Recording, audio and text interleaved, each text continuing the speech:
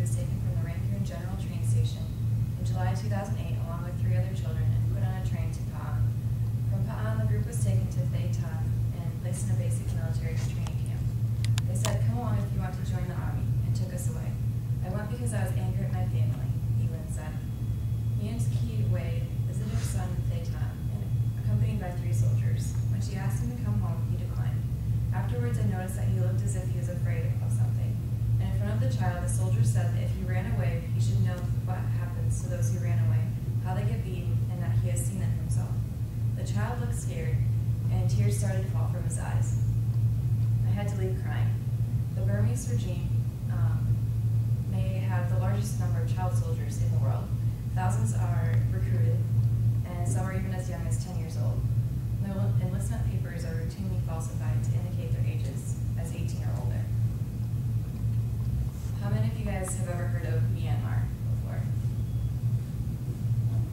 It's pretty good. I'm just going to tell you a little bit about Myanmar today, and I'm going to talk about the demographics, the healthcare issues that are going on, and poverty, basically because of the corrupt government. That's it.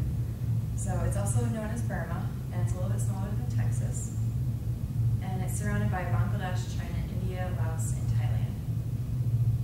It has a very hot climate and has extremes, both flooding and drought usually. And the natural hazards include earthquakes and cyclones. Some of you may remember the May 2008 cyclone Argus, and it claimed at least 80,000 people in Burma. It's a resource-rich country, however, it suffers from bad government controls, inefficient economic policies, and pervasive poverty.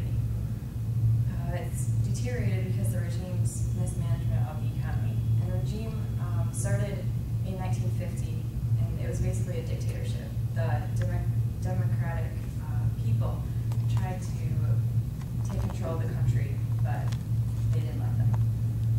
And then the official statistics that are in this report are also inaccurate. That's very important because the Burmese government doesn't allow people from outside to know really what's going on inside. They're so corrupt. So, and all these facts that I have on here are from the CIA World Factbook website. The gross domestic product is basically just how people make a living and survive in the country. And Burma is mainly agricultural and service-oriented, whereas the U.S., just in comparison, is mainly service-oriented.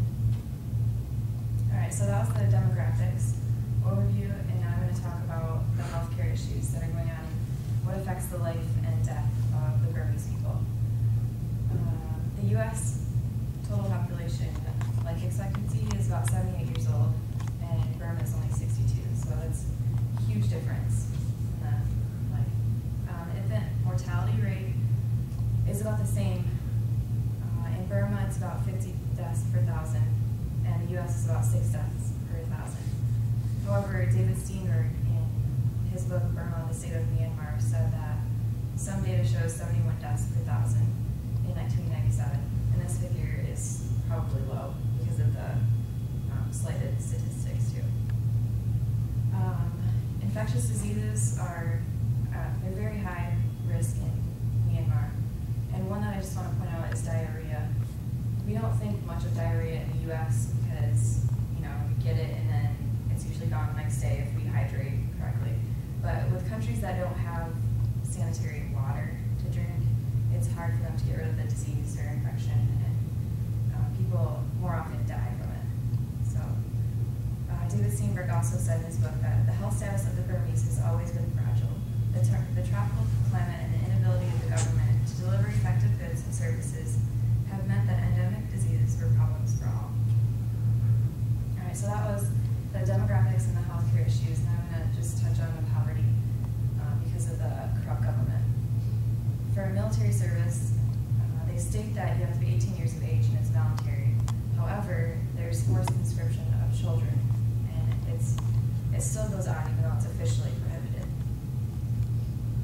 And this picture is from the story that I told you earlier from that Radio Free Asia website. And the child, I believe, was about 10 years old. So happen still. There's unmet compliance with the elimination of trafficking still in Burma, and they're not making any significant efforts to get rid of the trafficking. And that includes women, children, men that are trafficked for sexual exploitation, domestic servitude, and forced labor. And there are also IDPs, which are internally displaced peoples. There's about 500,000 in Burma, and compared to China and Jordan below, that's a huge number. And it's mainly the villagers, the people who are being oppressed by the government. They're running for their lives, basically. So I have this PowerPoint, or this video to show you guys.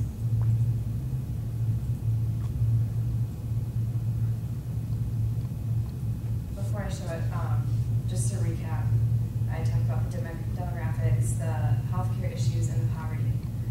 And these people, they just need hope, basically, and prayer for them. Just knowing about their problems that are going on inside. So.